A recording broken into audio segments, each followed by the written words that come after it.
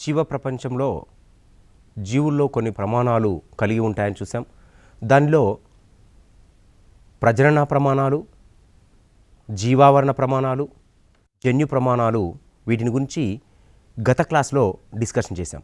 Next నాలుగవది ఏంటంటే పరిమాణ ప్రమాణము. ఒకే రకమైన నిర్మాణాన్ని క్రమ క్రియాత్మక లక్షణాలను కలిగి ఉండడము. ఒకే రకమైన నిర్మాణాన్ని క్రమ క్రియాత్మక లక్షణాలను కలిగి ఉండటాన్ని పరిణామ ప్రమాణము అంటారు. దీనిలో ప్రజాతి జీవుల ప్రత్యుత్పత్తి వివక్షతలను ప్రదర్శిస్తాయి. తమ జాతి జీవులలో స్థాయి సంఘాన్ని ప్రదర్శిస్తాయి. అంటే ఒక జాతిని తీసుకున్నట్లయితే ఆ జాతి అనేది ఆ జీవులలో జరిగేటటువంటి రిప్రొడక్టరీ సిస్టమ్ అంటే ప్రత్యుత్పత్తి వ్యవస్థ మీద వివక్తతలను ప్రదర్శించడంతో పాటు తమ జాతి జీవులలో స్థాయి సంఘాన్ని ప్రదర్శించడం. స్థాయి సంఘం అంటే ఏంటంటే ఒక కమ్యూనిటీకి సంబంధించినబడినటువంటి జంతువులన్నీ కూడా ఒకే ఆవాసము లోపల ఒకే ఆవరణ విధానం లోపల ఉండటం, తమ యొక్క లక్షణాలను తమ యొక్క వైవిధ్యాలను ప్రదర్శించుకుంటూ జీవులకు అందించే విధంగా తమ యొక్క మార్పులను చేసుకోవడం జరుగుతుంది. కొన్ని పర్యాయాలు తీసుకున్నట్లయితే ప్రజాతితో సన్నిహిత సంబంధం కల భిన్న జాతుల అంతఃప్రజననము జరుపుకుంటాయి. కానీ వాటి సంతానము వంద్యజీవులుగా ఉండిపోతాయి. అంటే పరిణామాన్ని తీసుకున్నట్లయితే అనేక పర్యాయాలు కాకుండా కొన్ని పర్యాయాల లోపల ప్రజాతితో సన్నిహిత సంబంధం అంటే చాలా దగ్గరి సంబంధం కలిగి ఉంటాయి. కానీ భిన్న జాతుల యొక్క ప్రజననం జరుగుతుంది. అంటే ఒక జాతి మరొక జాతి. ఎగ్జాంపుల్గా తీసుకున్నట్లయితే గుర్రము, గాడిద, ఈ రెండు జాతులు వేరు, భిన్న జాతులు అంటాం. ఈ రెండు జాతులు కలిసి ఏం చేస్తున్నాం? ప్రజననం చేస్తున్నాం. ప్రజననం అంటే కల్పిస్తున్నాము, కలయిక చేస్తున్నాము.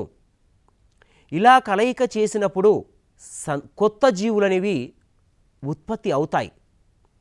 కానీ వాటి సంతానము వంద్యజీవులుగా ఉండిపోవడం జరుగుతుంది. వంద్యము అంటే తిరిగి పిల్లలు పుట్టించేటటువంటి తత్వము ఆ జీవులకు ఉండదు. ఎగ్జాంపుల్ తీసుకున్నట్లయితే ఈక్వస్ కబాలస్. ఈక్వస్ కబాలస్ అనేటటువంటిది ఆడగుర్రం యొక్క శాస్త్రీయ నామం. ఈక్వస్ కబాలస్ని ఈక్విస్ ఎసినస్ అంటే మగ గాడిదతో సంకరణం చేస్తున్నాము, అంటే ప్రజననం చేస్తున్నాము. అక్కడ ప్లస్ ఇచ్చాం. ఈక్వస్ కబాలస్ ప్లస్ ఈక్వస్ ఎపినస్ అంటే ఆడగుర్రానికి మొగ గాడిదకు సంకరణము చేయగా అంటే ప్రజననము చేయగా పుట్టినటువంటిది ఏంటంటే మ్యూల్. మ్యూల్ అంటే ఏంటంటే కంచర గాడిద. ఈ కంచర గాడిద అనేది ఏం చేస్తుంది అంటే ఇది గుర్రం, ఆడగుర్రము మొగ గాడిద కంటే ఎక్కువ బరుగులు మోస్తుంది, తక్కువ ఆహారాన్ని తీసుకుంటుంది, ఎక్కువ పని చేసి పెడుతుంది. కానీ మ్యూల్ అనేది వంద్యజీవి. అంటే ఇది తిరిగి పిల్లలను పుట్టించేటటువంటి తత్వము మ్యూల్కు ఉండదు. అంటే ఇది ఇలా అంటే ఒకే ప్రజాతికి చెందింది సన్నిహితమైన సంబంధాన్ని కలిగి ఉన్నప్పటికీ భిన్న జాతుల మధ్య జరిగినట్లయితే దీనినే వంద్యజీవులు వస్తున్నాయని చెప్పవచ్చు. తర్వాత ఉపజాతి. ఇది జాతిలో ఉప ప్రమాణము. జాతి, ప్రజాతి, జాతి, ఉపజాతి. సో ఈ మూడు కలిస్తే మనము త్రినామీకరణం అన్నాం. సో ఇక్కడ ఏంటంటే మనం ఇది జాతిలో ఉప ప్రమాణము. దీన్ని తెగ అని కూడా అంటాము. తెగ అంటే ఒక ప్రత్యేకమైనటువంటి ప్రాంతము అనొచ్చు, లేదా ఒక ప్రత్యేకమైనటువంటి విభాగము అనొచ్చు, ఒక ప్రత్యేకమైనటువంటి జాతి అని చెప్పొచ్చు. వీటిని తెగలు అంటాము. అంటే ఒకటికి రెండు కలిస్తే దాన్ని తెగలు అంటాం. ఒక జాతిలోని జీవులు భౌగోళిక వివక్తత చెందటము వల్ల బాహ్య స్వరూపాలలో మార్పులు ఏర్పడి స్వల్ప వైవిధ్యాలలో ఉపజాతులు ఏర్పడతాయి. ఒక జాతిలోని జీవులు భౌగోళిక వివక్తత చెందటం వలన బాహ్య స్వరూపాలలో మార్పులు ఏర్పడి స్వల్ప వైవిధ్యంలో ఉపజాతులు ఏర్పడతాయని చెప్తున్నాం. అంటే భౌగోళికము అంటే ఏంటంటే బాహ్య స్వరూపంగా ఉన్నటువంటి అంశాలు. ఈ బాహ్యంగా ఉన్నటువంటి అంశాల యొక్క కలయిక వలన ఏర్పడే వైవిధ్యమునే ఉపజాతులు అని చెప్తున్నాము. ఇవి మాతృజాతిలో బాహ్య స్వరూప లక్షణాలలో స్వల్ప భేదాన్ని కలిగి ఉంటాయి. ఇక్కడ బాగా గమనించవచ్చు. అంటే ఇలా ఏర్పడినటువంటి జీవులు అనేవి మాతృజాతిలో బాహ్య స్వరూప లక్షణాలలో, మాతృజాతి అంటే తన తల్లిదండ్రులు కావచ్చు లేదా తన సంతతి కావచ్చు, వాటిలో స్వల్ప భేదం కొద్దిపాటి అంటే గుర్తించరానటువంటి భేదాన్ని కలిగి ఉంటాయి. ఇది ఉపజాతికి సంబంధించిన అంశం. భౌగోళికంగా భిన్న ప్రదేశాలలో ఉండే జాతులు తమ భౌగోళిక పరిసరాలకు అనుగుణముగా అనుకూలలను అభివృద్ధి చేసుకుంటాయి. దీని ఫలితంగా కొత్త జాతులు ఏర్పడతాయి. ప్రతిదీ కూర్చోండి, ఏ అంశాన్ని చూసినా ఏ జీవిని చూసినా ఖచ్చితంగా భౌగోళికమైనటువంటి అంశాల లోపల ప్రాభావికమైనటువంటి పరిసరాలు అనేవి ప్రభావితాన్ని చూపుతాయి. అక్కడ అనుసంధానం చూపుతాయి, అనుగుణంగా మార్పులు జరుగుతాయి, డెవలప్మెంట్ జరుగుతుంది. ఇవన్నీ కూడా జరిగినప్పుడే కొత్త జాతులను ఏర్పడడానికి అవకాశం అనేది ఎక్కువగా ఉంటుంది. ఉదాహరణకు తీసుకున్నట్టు చూడండి, కాకి యొక్క శాస్త్రీయనామాన్ని కానీ చూసినట్టయితే కార్వస్ స్పైండెన్స్. ఇది భారతదేశంలో పిలిచేటటువంటి శాస్త్రీయనామం.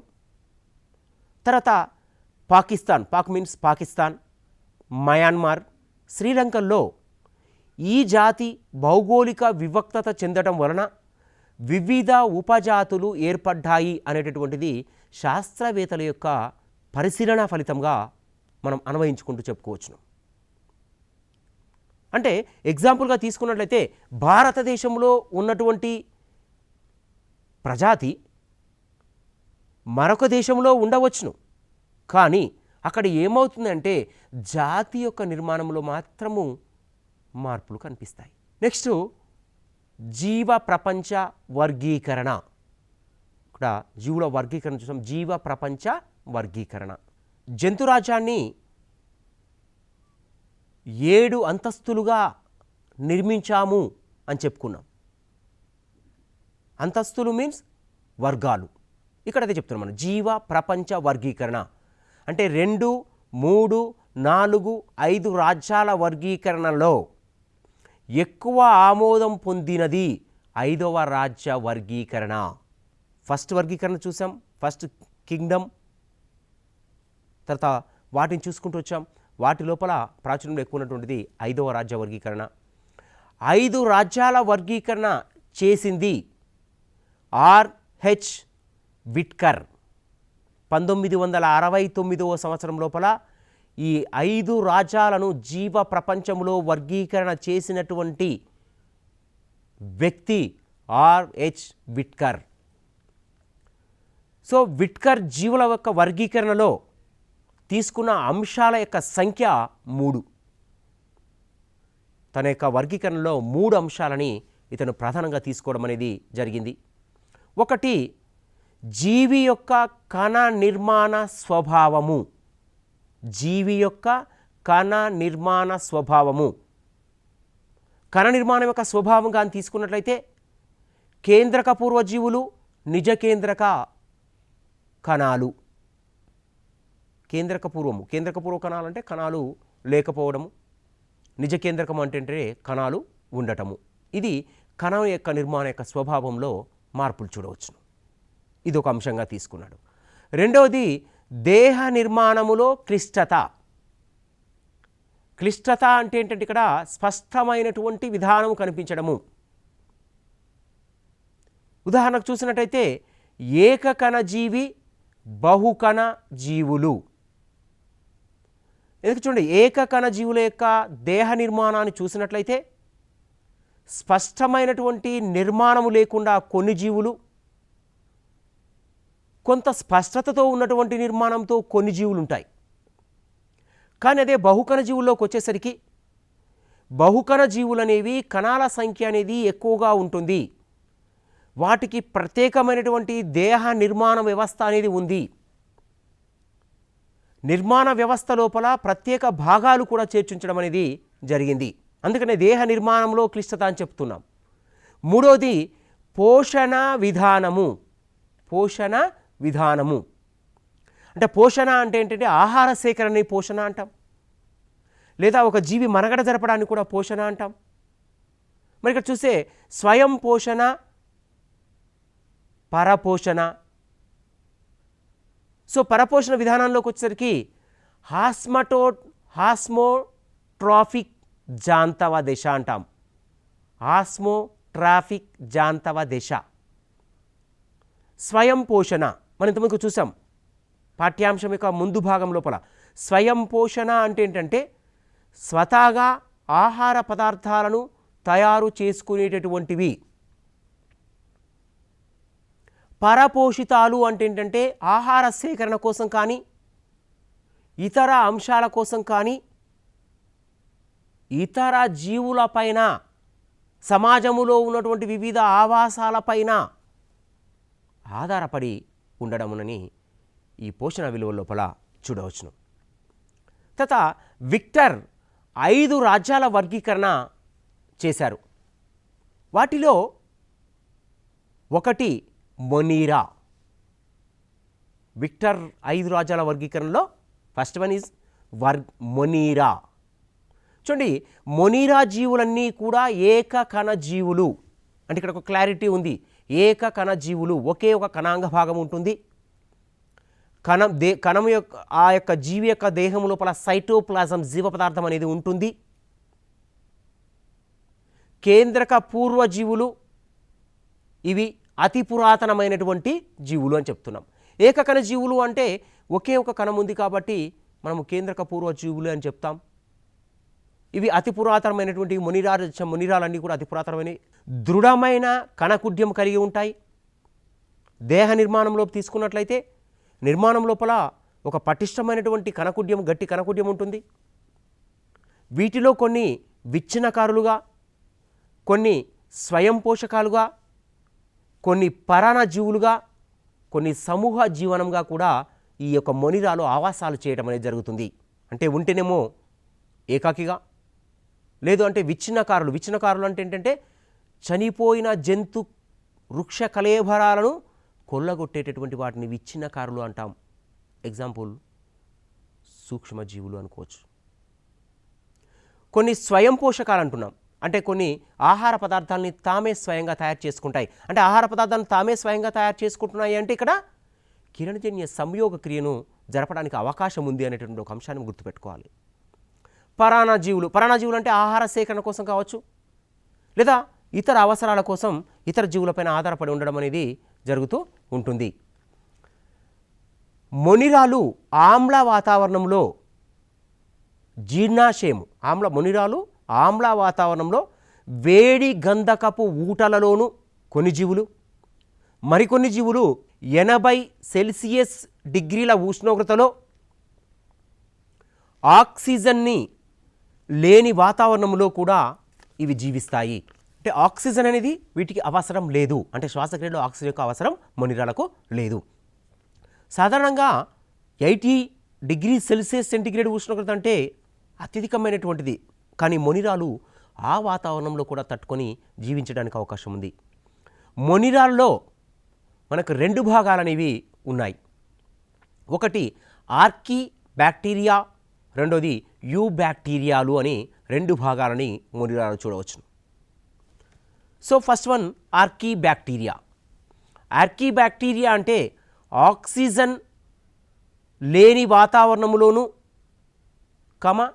అధిక లావణీయతలోను, వేడి గంధకపు ఊటలలోను, మంచులోను నివసించే ప్రాచీన బ్యాక్టీరియాను ఆర్కీబ్యాక్టీరియా అంటారు. ఇంకా వీటిని ఏమంటామంటే సజీవ శిలాజాలు అంటాము. సజీవ శిలాజాలు. శిలాజము అంటే ఏంటంటే మనకు అవశేష అవయవాలని శిలాజాలుగా తీసుకుంటాం. సో గంధకపు ఊటలు అంటే ఏంటంటే బాగా వేడిని వెదజల్లే ప్రాంతాలని చెప్పుకోవచ్చు. తర్వాత మంచు, బాగా మంచు, చలిలో ఉండేటువంటి స్థితిలో కూడా మొనిరాలు, ఈ ఆర్కీబ్యాక్టీరియాలు, మొనిరా రాజ్యంలో ఉండే ఆర్కీబ్యాక్టీరియాలు తమ యొక్క సంతతిని ఏర్పాటు చేసుకోవడం జరుగుతుంది. ఉదాహరణకు చూసినట్టయితే హేలోబ్యాక్టీరియా. హేలోబ్యాక్టీరియా అంటే ఏంటంటే అధిక లావణీయత ఉన్న ప్రాంతాల లోపల నివసిస్తుంది. లావణీయత మీన్స్ లవణాలు, సోడియం క్లోరైడ్ యొక్క పర్సంటేజ్ ఎగ్జాంపుల్. తర్వాత ఇతర లవణాలు, ఇవన్నీ కూడా అంటే అత్యధిక లవణీయత ఉన్నటువంటి సందర్భాల్లో కూడా ఇవి ఎక్కువగా నివాసాలను చేయడం అనేది జరుగుతుంది. తర్వాత రెండవది యూ బ్యాక్టీరియా. అది యాక్టివ్ బ్యాక్టీరియా, ఆర్కీబ్యాక్టీరియా, ఇది యూ బ్యాక్టీరియా. ఇవి నిజమైన బ్యాక్టీరియాలు. ఎందుకు నిజమైన బ్యాక్టీరియాలు అంటున్నామంటే ఈ బ్యాక్టీరియాలు దేహ నిర్మాణం లోపల పిలి అనేటటువంటి వ్యవస్థ నాళికలను కలిగి ఉంటాయి. వీటిలో వైవిధ్యం అనేది ఉన్నప్పటికీ ఒకే విధంగా ఉంటుంది. ఎక్టినోమైసిటీస్ తంతుయుత బ్యాక్టీరియా అంటారు దీన్నే. తంతుయుత బ్యాక్టీరియా అంటే ఏంటంటే శరీర నిర్మాణం లోపల చిన్న చిన్న కషాపాలను కానీ తంతు రేణువులను కానీ కలిగి ఉండడం. ఇలాంటి బ్యాక్టీరియాని మైపీలీమల్ అని కూడా అంటాం. మైపీలీమల్ బ్యాక్టీరియాలని కూడా అంటాం వీటిని.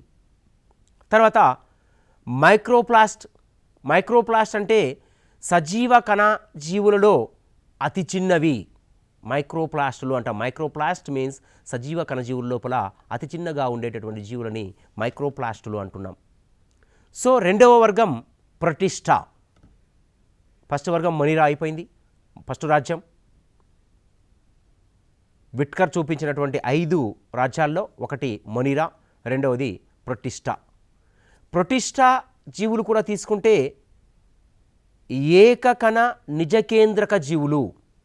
ఇక చూడండి, ఏకకణ నిజకేంద్రక జీవులు అంటే ఒకే కణాన్ని కలిగి ఉంటాయి, కేంద్రకం అనేది ఉంటుంది, స్పష్టమైన కణ నిర్మాణము ఉంటుంది, కణాంగాలు కనిపిస్తాయి, స్పష్టంగా కేంద్రక త్వచము ఉంటుంది, దృఢమైన కణకవచం ఉంటుంది, ఏకాంతర లేదా సహ సాన్నివేశాలుగా జీవిస్తాయి, జలావరణ వ్యవస్థలో వృక్ష ప్లావకాలు వీటికి ఉదాహరణగా తీసుకోవచ్చు. అంటే వృక్ష ప్లావకాలు మీన్స్ ఉత్పత్తిదారులు. తర్వాత జంతు ప్లావకాలు ప్రాథమిక వినియోగదారులు. ప్రాథమిక వినియోగదారులు ఏంటంటే మొక్కలు, ఇతర రకాలవి ఉండడం అనేది జరుగుతుంది. ఎగ్జాంపుల్గా ఇంకా చూసినట్టయితే ఇవి స్వయం జాంతవ ఆస్మోట్రోఫిక్ పోషణలు కూడా జరుపుతాయి. ప్రొటిస్టా వర్గజీవులు జరిపేటటువంటి పోషణ ఏంటంటే స్వయం పోషణ, జాంతవ పోషణ, ఆస్మోట్రోఫిక్ పోషణని ఇవి చూపించడం అనేది జరుగుతుంది. మిశ్రమ పోషణ విధానం దీనిలో ఉంటుంది. ఉదాహరణకు చూస్తే యూగ్లీనా కాంతి ఉంటే స్వయం పోషణ లేకుండా పూతికాహార పోషణ జరుపుకునేటటువంటి జీవులు. అంటే కాంతి ఉన్నప్పుడు మాత్రమే తమ పోషణాన్ని జరుపుకోవడం జరుగుతుంది. తర్వాత సహజీవనం జరిపే కొన్ని ప్రొటెస్టులు. సహజీవనం అంటే ఏంటంటే ఒక జీవి పైన మరొక జీవి ఆశ్రయాన్ని కల్పించుకొని నివసించడాన్ని సహజీవనం అంటాం. తర్వాత కొయ్యను తినేటటువంటి చెదపురుగుల అంతర్జాలములో ఉండేటటువంటి మార్పులు. చెదపురుగులు చూసినట్టయితే ఎంత పెద్ద బలిష్టమైనటువంటి కొయ్యనైనప్పటికీ కూడా అవి చోరబడి బుర్రలుగా తినివేయటం జరుగుతుంది. జీవావరణ శాస్త్రరీత్యా ఉత్పత్తిదారులు, వినియోగదారులు, విచ్ఛిన్నకారులు అనేటువంటి మొదలైన మొత్తము కూడా ఈ మిశ్రమ పోషణ విధానానికి ఉదాహరణగా చూడవచ్చును. ప్రొటిస్టాలోనే క్లోరోఫైటా ఏ ఒక విభాగం క్లోరోఫైటాని మనం 3 రకాలుగా మళ్ళీ ఉపభాగాలుగా చేసుకున్నాం. ఒకటి డైనోప్లాజిల్లేట్, 2 diatoms, 3 euglenoids. Is a number 1. 3 రకాలు 3 టైప్స్లో ఫస్ట్ వన్ తీసుకుంటే డైనోప్లాజిల్లేట్. సముద్రములో ఉండే ఏకకణ జీవులు. ఇవి సముద్రాలలో మాత్రమే నివసించేటటువంటి ఏకకణ జీవులు. ఎగ్జాంపుల్గా చూస్తే సిరేపియం గొన్యాలక్స్, సిరేపియం గొన్యాలక్స్ అనేటటువంటి 2 జీవులు కూడా పూర్తిగా సముద్రయానం లోపలనే ఇవి జీవించడం అనేది జరుగుతుంది. తర్వాత డయాటమ్స్. సో డయాటమ్స్ని ఏమంటామంటే సముద్రములో తేలియాడే పచ్చక బయళ్ళు అంటాము వీటిని. సో ఇవి స్వయం పోషకాలు. డయాటమ్స్ అనేవి తమకు కావలసిన ఆహారాన్ని తామే సూర్యకాంతి సమక్షం లోపల జరుపుకుంటాయి, తయారు చేసుకుంటాయి. అందుకనే డయాటమ్స్ని స్వయం పోషకాలు అంటాము. ఇవి సముద్రం యొక్క పైభాగం లోపల, నీటి యొక్క పైభాగం లోపల తేలియాడతాయి. కారణం ఏంటంటే ఇవి స్వయం పోషకాలన్నాం. స్వయం పోషకాలన్నప్పుడు జరగాలి, కిరణజన్య సమయక్రియ జరగాలి. కిరణజన్య సమయక్రియ జరగాలి అంటే నీరుతో పాటుగా పోషక పదార్థాలతో పాటు కాంతి అనేది అవసరం. కాబట్టి ఇవి సముద్రం పైభాగంలో తేలియాడుతూ అక్కడి నుంచి సూర్యకాంతిని తీసుకొని మిగతా పోషక పదార్థాల ద్వారా కిరణజన్య సమయక్రియ జరుపుకొని ఆహార పదార్థాలని తయారు చేసుకుంటాయి. కాబట్టి డయాటమ్స్ని స్వయం పోషకాలు అంటాం చెప్తాం. స్టెప్నో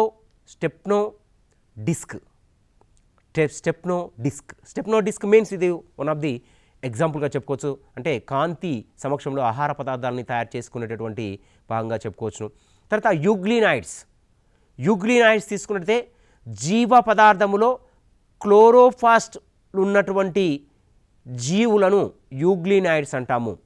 క్లోరోఫ్లాస్టులు అంటే ఏంటంటే వర్ణయుతమైనటువంటి భాగాలు. సో ఉదాహరణ తీసుకుంటే యూగ్లినా, తర్వాత పాకస్, ఈ 2 కూడా యూగ్లినాయిడ్స్ వర్గంలో ఉంటాయి. వీటి యొక్క జీవ పదార్థం లోపల క్లోరోప్లాస్ట్లు అనేవి ఎక్కువగా ఉండడం అనేది జరుగుతుంది. తర్వాత బి ప్రోటోజోవా అంటే వినియోగదారులైన ప్రొటిస్టాలు. ప్రొటిస్టా అంటేనే ఏకకణ వర్గానికి చెందినటువంటి జీవులు అని చెప్పాం.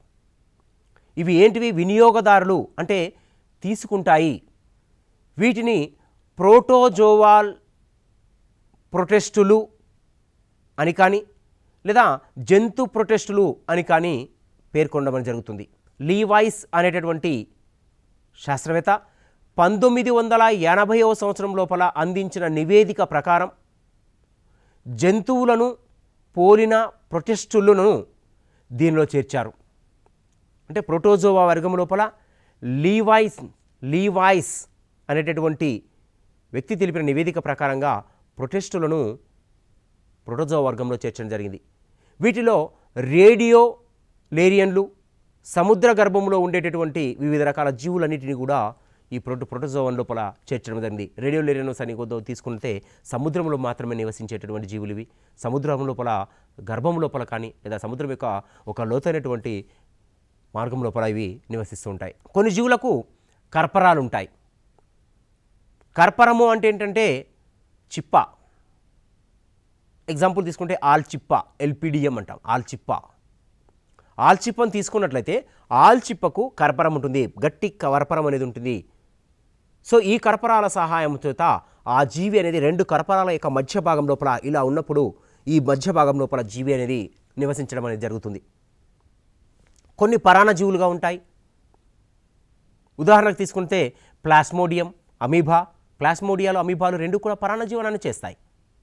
ఇవి పూతికాహార పోషణ చేస్తాయి. అంటే ఇతర జీవి యొక్క దేహ నిర్మాణం లోపల కానీ ఇతర జీవి యొక్క పైభాగంలో కానీ ఉండి ఆహార పదార్థాలని తీసుకోవడం అనేది జరుగుతుంది. తర్వాత శిలీంద్రక ప్రొటిస్టులు అంటే విచ్ఛేదనాకారులు. ఇంతకుముందు చూస్తే వినియోగము అని చెప్పాము. ఇక్కడ విచ్ఛిన్నము అంటే ఏంటంటే విభజన చేయడము. ఎగ్జాంపుల్గా తీసుకుంటే జిగురు బూజులు అంటే మొక్కల యొక్క నుంచి వెలువడేటటువంటి ఏదైతే స్రావాలు ఉన్నాయో ఆ స్రావాలతోని మనకు జిగురు అనేది వస్తుంది. ఆ జిగురు పైన ఏర్పాటు చేసేటటువంటివి జిగురు బూజులు, వీటిని శిలీంధ్రక ప్రొటెస్టులు అంటాము. శిలీంధ్రక ప్రొటెస్టులు అనేవి జిగురు పైన బూజుని ఏర్పాటు చేయడం అనేది జరుగుతుంది. తర్వాత మూడవది రాజ్యము ఫంజీ. ఫంజీ అంటే శిలీంధ్రాలు. ఇవి ప్రాథమిక దశలో ఉన్న బహుకణ జీవులు, నిజ కేంద్రక జీవులు. బాగా గమనించాలి, ఫంజీ వర్గ జీవులు అనేవి ప్రాథమిక దశలో ఉన్నటువంటి బహుకణ జీవులు. ఎక్కడ కూడా ఇంతకుముందుకు ఉన్నటువంటి 2 రాజ్యాల్లో కూడా తీసుకుంటే ఎక్కడ కూడా బహుకణం అనేటువంటి వాడు మనకు కనిపించలేదు. కానీ ఫంజీలోకి వచ్చేసరి బహుకణ జీవులు అని చెప్తున్నాము, నిజ కేంద్రక జీవులు అని చెప్తున్నాము. కేంద్రకం అనేది స్పష్టంగా కనిపిస్తుంది. మిల్డ్యూ, మోల్డ్లు, ఈస్ట్, రస్టులు, పెనిసిలియం, పుట్టగొడుగులు మొదలైనవన్నీ కూడా ఈ ఫంజీ వర్గం లోపల ఉండడం అనేది జరుగుతుంది. సో ఫంజీ వర్గంలో ఉండబడేటువంటి శిలీంధ్రాలు అనేవి కొన్ని జీవులకు ఉపయుక్తంగాను కొన్ని అనుపయుక్తంగా కూడా మనకు ఉపకరిస్తాయి. ఎగ్జాంపుల్ తీసుకున్నట్లయితే పెన్సిలియం నొటేటమ్ అనేటటువంటి శిలీంధ్రం నుంచి పెన్సిలిన్ మందుని తయారు చేయడం జరిగింది. సో ఆ పెన్సిలిన్ మందు ఇప్పుడు అన్ని రోగాలకు సర్వరోగ నివారణగా వాడుకోవడం జరుగుతుంది. అంతేకాకుండా ఫంజీ వర్గ జీవులు అనేవి సిద్ధ బీజాలను ఉత్పత్తి చేస్తాయి. ఈ సిద్ధ బీజాలు ఎలా ఉంటాయంటే దారపు పోచల నిర్మాణాల మాదిరిగా కనిపిస్తూ ఉంటాయి. మనం దారాన్ని అయితే విప్పినప్పుడు, అంటే దారపు రీళ్ళు అంటే పుండ అంటాం మనం, రీల్ని విప్పతీసినప్పుడు ఎలాగనైతే మనకు సాగిలబడి ఉంటుందో ఈ సిద్ధ బీజాలు కూడా ఎలా ఉంటాయంటే మనకు పై భాగం లోపల అన్ని చిన్న చిన్నవిగా కనిపిస్తుండడం జరుగుతుంది. సిద్ధ బీజాలను ఉత్పత్తి చేస్తాయి ఫంజీ వర్గ జీవులు. అందుకనే ఇవి ఎక్కడికైనా సంతరించుకుంటూ వెళ్ళటం అనేది జరుగుతుంది గాలి ద్వారా. కొన్ని వృక్షాలు, జంతువుల్లో ఈ ఫంజీ జీవులు అనేవి వ్యాధులను కలగచేస్తాయి. ఎగ్జాంపుల్గా తీసుకున్నట్లయితే రొట్టె, తోళ్ళు, పండ్లపై పెరిగి అనేక నష్టాన్ని కలిగించడం జరుగుతుంది. అంటే నిల్వ ఉంచిన ఆహార పదార్థాలపైన ఫంజీ పెరుగుతుంది, శిలీంధ్రాలు అనేవి పెరుగుతాయి. జస్ట్ లైక్ బూజులు అంటాం మనం. అంటే బూజు వచ్చినటువంటి ఆహార పదార్థాలని, అంటే ఎక్కువగా బ్రెడ్, రొట్టెలపైన ఇది ఎక్కువగా కనిపిస్తుంది. తర్వాత పచ్చళ్ళు, వీటిలో ఎక్కువగా కనిపిస్తుంది. సో అలాంటి పదార్థాన్ని కానీ మనం భుజించినట్లయితే, ఆ పదార్థాలను కానీ తీసుకున్నట్లయితే ఏమవుతుందయ్యా అంటే ఖచ్చితంగా ఆరోగ్య వ్యవస్థ అనేది క్షీణిస్తుంది. అంటే నష్టం కలిగించడం అంటే అదేనట్టు. తర్వాత కొన్ని శిలీంధ్రాలు గ్లైకోజన్ తైల బిందువుల రూపములో అదనపు ఆహార నిల్వ చేయబడే ఉంటుంది. అంటే కొన్ని ఫంజీ జీవులు తీసుకుంటే గ్లైకోజన్ని తైల బిందువుల రూపము లోపల అదనపు ఆహార నిల్వలుగా నిల్వ చేసుకొని ఆ జీవికి ఆహార పదార్థము కావలసి వచ్చిన సందర్భం లోపల ఆహార పదార్థాలను వినియోగించుకోవడం అనేది జరుగుతుంది. 4వ రాజ్యం ప్లాంటే. దీన్ని మెటాఫైటా అని కూడా అంటారు. ప్లాంటే రాజ్యాన్ని మెటాఫైటా అంటారు. ఇవి బహుకణ ఉత్పత్తిదారులు. చూడండి, ఫంజీ తీసుకుంటే బహుకణ జీవులు అని చెప్పాం. ప్లాంటే వర్గంలోకి వచ్చేసరికి, ప్లాంటే రాజ్యంలోకి వచ్చేసరికి బహుకణ ఉత్పత్తిదారులు అంటున్నాం. నిజ కేంద్రక బహుకణ జీవులు అని స్పష్టంగా చెప్తున్నాం. ఇవి ప్లాంటేలో సుమారుగా తీసుకుంటే 3 లక్షల జాతుల వృక్షాలు ప్లాంటే వర్గం లోపల చేర్చడం జరిగింది. ప్లాంటే రాజ్యంలో చేర్చారు. శరీర భాగాల లోపల క్లోరోఫిల్ అనేటటువంటి వర్ణక పదార్థం అనేది ఉంటుంది. కాబట్టి ఈ జీవులని స్వయం పోషకాలు అని అనడం జరుగుతుంది. వీటి యొక్క కణకుడ్యము సెల్యులోజ్తో నిర్మితమై ఉంటుంది. తర్వాత ప్రత్యుత్పత్తి తీసుకున్నట్లయితే లైంగిక, అలైంగిక పద్ధతి ద్వారా ప్రత్యుత్పత్తి జరుగుతుంది.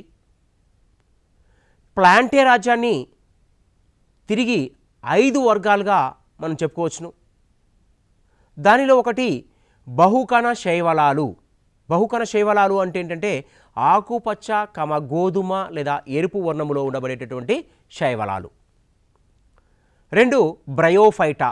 బ్రయోఫైటాలో మనం ఏం చేస్తామంటే మాస్టులు, తర్వాత లివర్ హుడ్స్లు బ్రయోఫైటా వర్గం లోపల చేరుస్తున్నాం. టెరిడోఫైటా ఫెర్న్ జాతి మొక్కలు. జిమ్నోస్పర్మ్స్ ఎగ్జాంపుల్ తీసుకుంటే సైకస్, యాంజియోస్పర్మ్. యాంజియోస్పర్మ్ అంటే ఇక్కడ మనకు దీంట్లో వచ్చే ఉదాహరణలకు చూసుకుంటే మామిడి, మర్రి, జువ్వి మొదలైనటువంటి అంటే బాగా అభివృద్ధి చెందినటువంటి అన్నీ కూడా యాంజియోస్పెర్మ్స్ లోపల రావడం జరుగుతుంది. లాస్ట్ రాజ్యం ఎనిమేలియా. ఎనిమేలియా అంటే మెటాజోవా. మెటాజోవా ఇవి మిలియన్లకు పైగా ఉంటాయి. అంటే ఒకటి కాదు, రెండు కాదు, కొన్ని మిలియన్లు కలిసి సమూహాలుగా ఉంటాయి. ఈ రాజ్యం అధిక వైవిధ్యంతో కూడి ఉంటుంది. బహుకణ జీవులైన స్వయం పోషకాలు ఇవి. వినియోగదారులు వీటిలో ఉంటాయి. ఆహార సేకరణ కోసం ఇవి చెలిస్తాయి. చెలించడం కోసం ఆహార సేకరణకు స్పంజికలు తప్ప మిగతా అన్ని నిర్మాణాలు కూడా ఈ ఎనిమేలియా రాజ్యం లోపల ఉన్నాయి. వీటిలో భక్షణ విధానం తీసుకున్నట్లయితే జాంతవ భక్షణ పోషణ అనేది వీటి లోపల జరుగుతుంది ఎనిమేలియా రాజ్యం లోపల. తర్వాత అదనపు ఆహారమును గ్లైకోజన్ రూపంలో తీసుకుంటాయి ఇవి. వీటిలో తీసుకున్నట్లయితే మనకు 9-10 ఉపవర్గాలను దీంట్లో చూడవచ్చు ఈ రాజ్యం లోపల. దీంట్లో ఒకటి ఏంటంటే పొరిపెరాకు ఉదాహరణకు తీసుకుంటే స్పంజికలు, సిలెంటరేటా ఎగ్జాంపుల్గా తీసుకుంటే హైడ్రా, టీనోఫోరా మూన్ జెల్లీ, ప్లాటీహెల్మెంథీస్ ఫ్లనేరియా బద్దెపురుగు, నిమాటీహెల్మెంథీస్ ఏలికపాములు, అనేలిడా వానపాములు, జలగలు చేర్చారు దీంట్లో. ఆర్థోఫోడా కీటకాలు, పీతలు, సాలిడ్లు, తేళ్ళు మొదలైనటువంటి జంతువులన్నీ కూడా దీంట్లో చేర్చారు. మొలస్కా లోపల నత్తలు, ఆల్చిప్పలు మొలస్కా లోపల ఉన్నాయి. ఎందుకంటే మొలస్కా జీవులన్నీ కూడా తీసుకున్నట్టయితే కర్పరాలు కలిగిన జీవులు. మొలస్కా జీవులకు ప్రధానంగా గుర్తుపెట్టుకుంటే కర్పరాలు కలిగిన జీవులు ఏంటంటే మొలస్కా జీవులు. తర్వాత ఇకాయినోడెర్మేటా, స్టార్ ఫిష్, సముద్ర నక్షత్రం ఉంటుంది దీంట్లో. ఇవన్నీ కూడా అకశేరుకాల వర్గం లోపల వస్తాయి. వీటితో పాటుగా సకశేరుక వర్గమైనటువంటి పృష్ఠవంశానికి కలిగిన జీవునటువంటి కార్డేటాలు కూడా ఇదే వర్గం లోపల జరిగింది. అంటే చేపల నుంచి మొదలుకుంటే మానవుని వరకు ఈ 5 ఉపవర్గాలు కూడా ఈ రాజ్యంలో మనం చూడడం అనేది జరుగుతుంది. మరి జీవుల యొక్క వర్గీకరణ ఎలా ఉందో చూసాం. మరి జంతువుల వర్గీకరణ ఎలా ఉంది, జంతువుల యొక్క వర్గీకరణ విధానాలు ఎలా ఉన్నాయి అనే విషయానికి వస్తే, పృష్ఠవంశాన్ని ఆధారంగా చేసుకొని జంతువులను 2 రకాలుగా వర్గీకరించారు. పృష్ఠవంశము అంటే ఏంటంటే వెన్నెముకనే పృష్ఠవంశంగా చెప్తుంటాం. అంటే వెన్నెముకను ఆధారంగా చేసుకొని పృష్ఠవంశం ఆధారంగా 2 రకాలుగా దీన్ని వర్గీకరించడానికి జంతువుల యొక్క వర్గీకరణ చేశారు. ఒకటి అకశేరుకాలు, 2 సకశేరుకాలు. అకశేరుకాలలో పృష్ఠవంశం ఉండదు. అకశేరుకాలు, అక అంటే లేకపోవడము, సక అంటే ఉండడము, ఒకటే 2 గుర్తుపెట్టుకోవాలి ఇక్కడ. అకశేరుకాలలో పృష్ఠవంశం అంటే వెన్నెముక అనేది ఉండదు. కానీ సకశేరుకాలలో మృదులాస్థితో చేయబడిన కడ్డీ వంటి పృష్ఠవంశం ఉంటుంది. ఇది నిమ్న స్థాయి వర్గ జీవుల లోపల. అదే ఉన్నత స్థాయి సకశేరుకాలలో చూస్తే ఇది వెన్నెముకగా రూపాంతరం చెంది ఉంటుంది. అంటే పృష్ఠవంశం అనేది మృదులాస్థితో కాకుండా ఉన్నత స్థాయి జీవుల లోపల వెన్నెముకగా మార్పు చెంది ఉండడం అనేది జరుగుతుంది. సో జంతువులని 2 రకాలుగా వర్గీకరించారని చెప్పాం. ఒకటి అకశేరుకాలు, 2 సకశేరుకాలు. అకశేరుకాలు మనకు 9 ఉపవర్గాలుగా తీసుకోవచ్చు. సకశేరుకాల్లో 5 ఉపవర్గాలు ఉన్నాయి. సో మీకు కనిపిస్తున్నటువంటి దాంట్లో అకశేరుకాల్లో తీసుకున్నట్లయితే ఫస్ట్ ఉన్నటువంటిది ఆ వర్గములో ఉన్నటువంటి ఉపవర్గం పేరు, దానికి ఆపోజిట్లో కనిపించేది ఆ వర్గానికి సంబంధించినటువంటి ఉదాహరణగా తీసుకునేటువంటి జీవి. ఫస్ట్ అకశేరుకాలను చూద్దాం. అకశేరుకాలలో ఫస్ట్ వన్ ప్రోటోజోవా. ప్రోటోజోవాలు అంటే ఏకకణజీవులు. వీటి గురించి వివరణ చూస్తాం మళ్ళీ. అమీబాలు, పొరిపెరా స్పాంజిల్లా, coelenterata hydra, platyhelminthes liver fluke, nemathelminthes filaria, annelida వానపాము, ఆర్థోఫోడా తేలు సాలిడు, మొలస్కా నత్త, ఇకైనోడెర్మేటా స్టార్ ఫిష్. ఇవి అకశేరుకాలు. సో సకశేరుకాల విషయానికి వచ్చేసరికి 5 ఉపవర్గాలుగా తీసుకోవచ్చు. ఒకటి ఫీసిస్. ఫీసిస్ మీన్స్ చేపలు, ఫీసిస్. రెండోది యాంఫీబియా. యాంఫీబియా అంటే ఉభయచరాలు. ఉభయచరాల్లో ఏంటంటే కప్పలు వస్తాయి, సలమండ్రాలు వస్తాయి.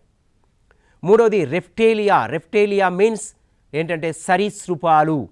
సరీసృపాల్లో తొండలు, బల్లులు, పాములు అన్నీ కూడా సరీసృపాల వర్గంలో చేర్చడం జరిగింది. 4 ఏవుస్. ఏవుస్ అంటే పక్షులు, పావురము, చిలక మొదలైనవి. 5 మ్యామెల్స్. మ్యామెల్స్ అంటే క్షీరదాలు.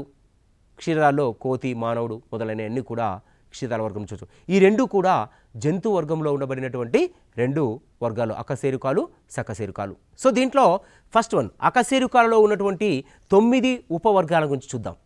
దాంట్లో ఫస్ట్ వన్ ప్రోటోజోవా. ప్రోటోజోవాల్లో మొత్తం కూడా ఏకకణ జీవులు. వీటి గమనము మిథ్యాపాదాలు, కషాబాలు, శైలికలు, మయోనీముల ద్వారా జరుగుతుంది. ఎగ్జాంపుల్ తీసుకుంటే మిథ్యాపాదాలు ఉన్నటువంటి జీవి అమీబా, ఏకకణ జీవి అని చెప్తాం. కషాబాలు తీసుకుంటే క్లామిడోమోనస్. శైలికలు తీసుకున్నట్లయితే శైలికలకు సంబంధించిన అంశాల్లోకి వస్తే క్లామిడోమోనస్ జీవులు, ఇవన్నీ కూడా తీసుకోవడం జరుగుతుంది. తర్వాత ప్రత్యుత్పత్తి. ప్రత్యుత్పత్తి తీసుకుంటే అలైంగిక విధానం ద్వారా జరుగుతుంది. కొన్ని సందర్భాల్లో ద్విధా విచ్ఛితి జరుగుతుంది. కోరకీభవనం ద్వారా ప్రతిపత్తి జరుపుకుంటాయి.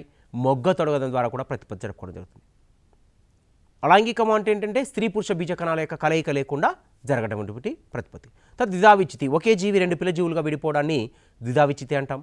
కోరకీభవనం. కోరకీభవనం అంటే ఏంటంటే ఒక జీవి యొక్క శరీరం పై భాగం లోపల బుడిపెల లాంటి నిర్మాణాలు వచ్చేసి అంటే ఒక కోరకం అనేది ఏర్పడి ఆ కోరకం విభజన చెంది కొత్త జీవిగా ఏర్పరచడం.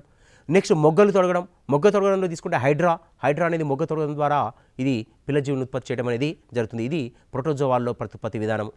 తర్వాత 2వ వర్గం పొరిపెరా. ఇవి సరళ బహుకణ జీవులు. శరీరంలో 2 పొరలు ఉంటాయి ఇవి, కాబట్టి దీన్ని ద్విస్తరిత జీవులు అంటారు. ద్విస్తరిత జీవులు అని ఎందుకు అంటున్నామంటే శరీరంలో 2 పొరలు ఉంటున్నాయి కాబట్టి వీటిని ద్విస్తరిత జీవులు అని చెబుతున్నాము. శరీరంలో అనేక సూక్ష్మ రంధ్రాలు ఉంటాయి. దేహ నిర్మాణాన్ని పరిశీలించి చూసినట్టయితే దేహ నిర్మాణం లోపల జల్లెడకు ఏ విధంగానైతే రంధ్రాలు కనిపిస్తాయో అంతకంటే కూడా అధిక మొత్తము లోపల జీవి యొక్క శరీరం పైభాగం లోపల రంధ్రాలు అనేవి కనిపిస్తాయి. ఇవి స్థానబద్ధ ఆధారాన్ని అంటిపెట్టుకొని ఉంటాయి. స్థానబద్ధ జీవులు. స్థానబద్ధ జీవులు అంటే నీటి లోపల కానీ లేదా బాహ్య వాతావరణంలో కానీ ఏదైనా ఒక ప్రాంతం లోపల ఒక ఆధారాన్ని అంటిపెట్టుకొని అక్కడ అంటుబిల్ల సాయంతో ఉండిపోతాయి. ఇవి దాన్ని బేస్గా చేసుకొనే ఇవి ఉండడం అనేది జరుగుతుంది. అందుకనే వీటిని స్థానబద్ధ జీవులు అంటున్నాం. వీటి శరీరం పైన రంధ్రాలు అన్నింటినీ కలిపి కుల్యా వ్యవస్థ అనేది ఒకటి ఉంటుంది. దాన్ని కుల్యా వ్యవస్థ అంటాము. దీన్ని ఎక్విపెరస్ వ్యవస్థ అని కూడా అంటారు. కుల్యా వ్యవస్థనే ఎక్విపెరస్ వ్యవస్థ అని కూడా అంటారు. నాడీ కణాలు లేని జీవులు. ప్రత్యుత్పత్తి అలైంగిక విధానంలోనే జరుగుతుంది. నెక్స్ట్ 3వది సిలెంటరేటా. ఈ జీవులలో జఠర ప్రసరణ కుహరము ఉంటుంది. ఎక్కువగా సముద్రాలలో ఉంటాయి. ఇవి ద్విస్తరిత బహుకణ జీవులు. వీటి నోటి చుట్టూ టెంటాక్సీలు అనే వేళ్ల వంటి నిర్మాణాలు ఉంటాయి. టెంటాక్సీలు అంటే ఏంటంటే నోటికి యొక్క ఇరువైపులా కూడా నోటి చుట్టూ కూడా పోచల లాంటి నిర్మాణాలు అనేవి ఉండడం జరుగుతుంది. సో అందుకనే వాటిని టెంటాక్సీలు అంటాము. తర్వాత కాల్షియం కార్బోనేట్తో ఏర్పడబడినటువంటి బాహ్య అస్థి పంజరము కొన్ని నిడేరియన్లో ఉంటుంది. నిడేరియన్లన్నీ కూడా సిలింట్రేటాల్లోనే ఉంటాయి. ఈ అస్థి పంజరంను ప్రవాలాలు అంటే ఏంటంటే కాల్షియం కార్బోనేట్తో ఏర్పడిన బాహ్య అస్థి పంజరం కొన్ని నిడేరియన్లలో ఉంటుంది. ఇలా ఉండటువంటి దాన్ని ఏమంటామంటే ప్రవాలాలు అంటాం. ప్రత్యుత్పత్తి విధానం తీసుకుంటే అలైంగిక విధానం లోపల జరుగుతుంది. కోరకీభవనం ద్వారా ప్రతిపత్తి జరుగుతుంది. కొన్నింటిలో సింఘామి అనే ప్రక్రియ వల్ల లైంగిక ప్రతిపత్తి జరుగుతుంది. కొన్ని జీవుల లోపల సిలింట్రేటా వర్గానికి చెందిన కొన్ని జీవుల లోపల సింఘామి అనేటటువంటి ప్రక్రియ వల్ల లైంగిక ప్రతిపత్తి అనేది జరుగుతుంది. తర్వాత ప్రపంచ ప్రఖ్యాతిగాంచిన ప్రవాలము ఆస్ట్రేలియాలోని ది గ్రేట్ బారియన్ రీఫ్. ఈ ప్రవాలం సుమారుగా 1600 కిలోమీటర్ల వైశాల్యంలో ఆవరించి ఉంది. తర్వాత ఎర్రరాతి ప్రవాలాలు.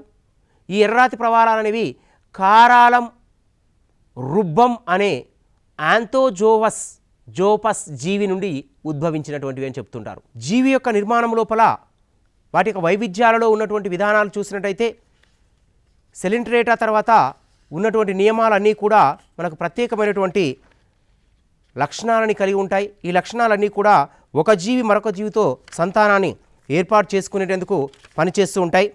తర్వాత ప్లాటీ హెల్మెంతిస్ తీసుకున్నట్టయితే ఇవి త్రిస్తరిత బహుకణ జీవులు. ఇవి శరీరము మొత్తం కూడా తీసుకుంటే రిబ్బన్ మాదిరిగా ఉంటుంది. ఈ జీవుల యొక్క నోరు పాయువుగా వ్యవహరిస్తుంది. అంతేకాకుండా తీసుకున్నట్లయితే విసర్జక అవయవాలుగా జ్వాలా కణాలు ఈ జీవుల లోపల ఉండడం అనేది జరుగుతుంది. ఇవన్నీ కూడా పరాన్న జీవులు. ఈ జీవులన్నీ కూడా దాదాపుగా పరాన్న జీవన వ్యవస్థనే చూపించడం అనేది జరుగుతుంది. అంతేకాకుండా తీసుకున్నట్లయితే నిమాటీ హెల్మెంతిస్ తీసుకుంటే ఇవి నీరు నేలతో పాటు అన్ని ప్రాంతాల లోపల జీవించేటటువంటి పొడవైన స్తూపాకారంలో ఉండేటటువంటి జీవులు. మిథ్యా శరీర ద్రావణంతో నిండి ఉన్నటువంటి జలస్థితికమైనటువంటి శరీర కుహరాలు ఉంటాయి వీటి లోపల. అదేవిధంగా తీసుకుంటే విసర్జక వ్యవస్థ లోపల క్యాపిటల్ హెచ్ ఆకారంలో ఉండేటటువంటి రెనెట్ గ్రంథులు ఉంటాయి. క్యాపిటల్ హెచ్ ఆకారంలో ఉండబడినటువంటి రెనెట్ గ్రంథులు ఈ జీవి యొక్క విసర్జక వ్యవస్థలో కనిపించడం జరుగుతుంది. ఇవి పరాన్న జీవనాన్ని చూపుతాయి. అంతేకాకుండా తీసుకుంటే లైంగిక ద్విరూపకతను చూపడం అంటే ఏంటంటే ఆడ మోగ జీవులు రెండూ కూడా వేరువేరుగా ఉంటాయి. సో నిమాటీ హెల్మెంతిస్ కంటే ముందున్నటువంటి వర్గాలలో ఎక్కడ స్త్రీ పురుష జీవుల యొక్క వ్యత్యాసాలు చూడలేదు. స్త్రీ పురుష జీవులు అనేవి లేవు. ప్లాటీ హెల్మెంతిస్ వర్గం నుంచే మనకు లైంగిక ద్విరూపకత అనేది ప్రారంభమవుతుంది. లైంగిక ద్విరూపకత మీన్స్ ఆడ మగ జీవులు అనేవి మనకు కనిపించడం జరుగుతుంది. సంపర్క కంటకాలు లేదా పీనియల్ సిక్యూల్స్ ఉంటాయి. పీనియల్ సిక్యూల్స్ అంటే ఏంటంటే శరీరం పైన ఉండబడినటువంటి చిన్నని కణాంగ భాగాలు, వీటిని పీనియల్ సిక్యూల్స్ అంటాము. ఈ పీనియల్ సిక్యూల్స్ అనేవి మనకు నిమాటీ హెల్మెంతిస్ వర్గం లోపల కనిపిస్తాయి. తర్వాత ఉన్నటువంటి వర్గం అనెలిడా వర్గం లోపల తీసుకున్నట్టయితే అనెలిడా అనేటటువంటి పదాన్ని నామకరణం చేసినటువంటి వ్యక్తి ఎవరంటే జీన్ లామార్క్ అని చెప్పుకోవచ్చు.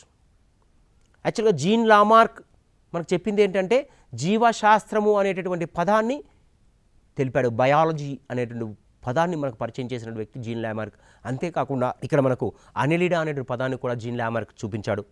ఇవి త్రిస్తరిత ఖండీభవనం కలిగినటువంటి శరీర కుహరం కలిగినటువంటి జీవులు. త్రిస్తరిత, అక్కడేమో ద్విస్తరిత. ద్వి అంటే శరీరం పైన రెండు కుహరాలు ఉంటాయి. ఈ జీవుల యొక్క అనెలిడా వర్గ జీవులో తీసుకున్నట్లయితే త్రిస్తరిత ఖండీభవనం కలిగినటువంటి కుహరాలు అనేవి కనిపిస్తాయి.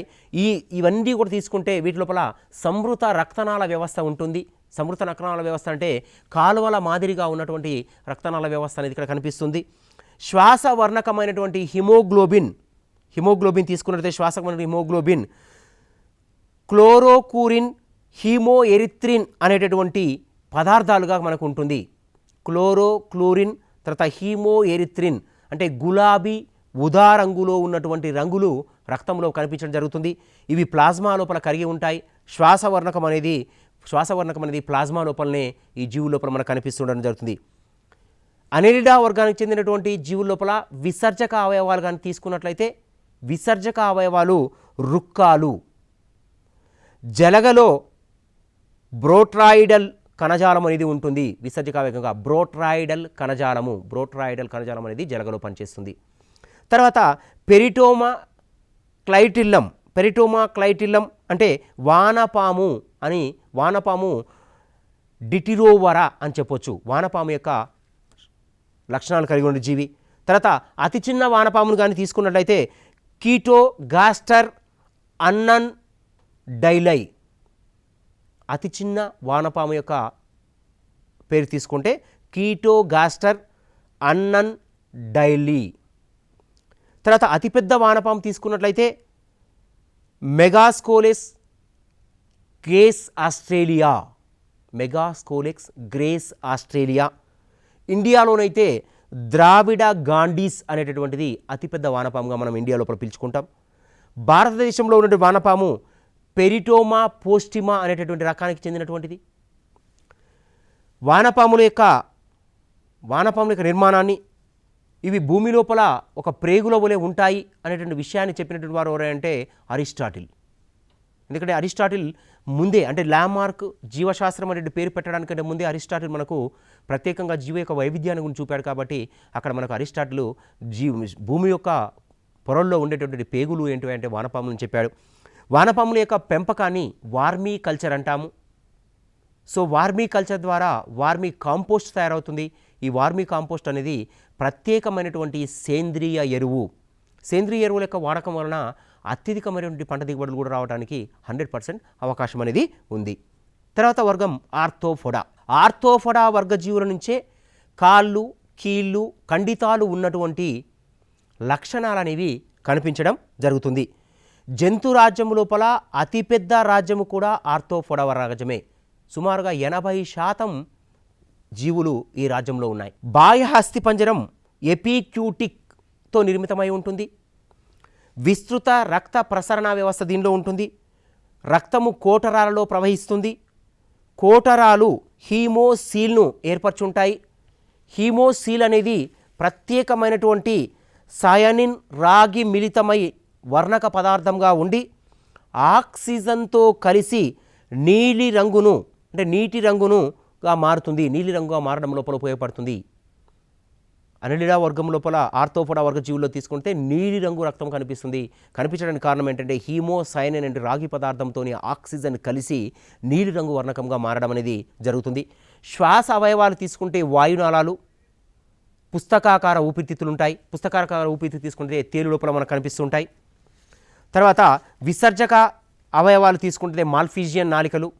తర్వాత మొలస్కాలు తీసుకున్నట్లయితే వీటికి జాన్ స్టాన్ అనేటటువంటి వ్యక్తి మొలస్కాలకు పేరు పెట్టాడు. అంటే లీనియస్ నిర్మాణాన్ని ఆధారంగా చేసుకుని, కరలోస్ లీనియస్ ఆధారంగా చేసుకొని మొలస్కాల యొక్క అధ్యయనాన్ని మకాలజీ అంటారు. మకాలజీ, మొలస్కా అధ్యయనాన్ని మకాలజీ అంటారు, లేదా మలకాలజీ అని కూడా అంటారు. మకాలజీ లేదా మలకాలజీ మొలస్కాల యొక్క అధ్యయనాన్ని. వీటిలో మొలస్కాల లోపల విసర్జక అవయాలు అంత్యరుక్కాలు ఉంటాయి. తర్వాత ఇకైనోడెర్మేటాని జాకబ్ క్లైన్ అనేటటువంటి వ్యక్తి వీటికి ఇకైనోడెర్మేటాలను పేరు పెట్టాడు. ఇవి సముద్రంలో నివసిస్తాయి. శరీర కుహరంలో జల ప్రసరణ వ్యవస్థ ఉంటుంది. ఇవన్నీ కూడా అకశేరుకాలకు సంబంధించినటువంటివి. సో మరి సకశేరుకాల్లోకి వస్తే 5 భాగాలు ఉన్నాయి మనకు. 5 భాగాలలో ఫస్ట్ వన్ చేపలు తీసుకున్నట్టయితే వీటి యొక్క చేపల యొక్క అధ్యయనాన్ని ఇక్తియాలజీ అంటారు. ఇవి డివోనియన్ యుగానికి, చేపల యొక్క స్వర్ణ యుగాన్ని డివోనియన్ యుగం అంటారు. చేప యొక్క హృదయంలో 2 గదులు ఉంటాయి, ఒక కర్ణిక, ఒక జఠరిక. శ్వాసక్రియ మొప్పల ద్వారా జరుగుతుంది.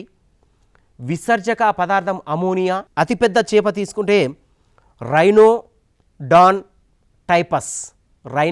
టైపస్ అతిపెద్ద చేప. ఊపిరితిత్తులు గల చేపలు ఏంటంటే డిప్నాయ్ చేపలు. ఏ చేపల్లో కూడా ఊపిరితిత్తుల్లో, కానీ డిప్నాయ్ చేపల్లో ఊపిరితిత్తులు ఉంటాయి. ఊపిరితిత్తు ద్వారానే శ్వాసక్రియ అనేది జరుగుతుంది. తర్వాత రెండవది సకశేరుకాల్లో రెండవది ఏంటంటే ఉపవర్గము యాంఫీబియానే ఉభయచరాలు అంటాము. ఉభయచరాల యొక్క అధ్యయనాన్ని బ్రాకాలజీ అంటాము.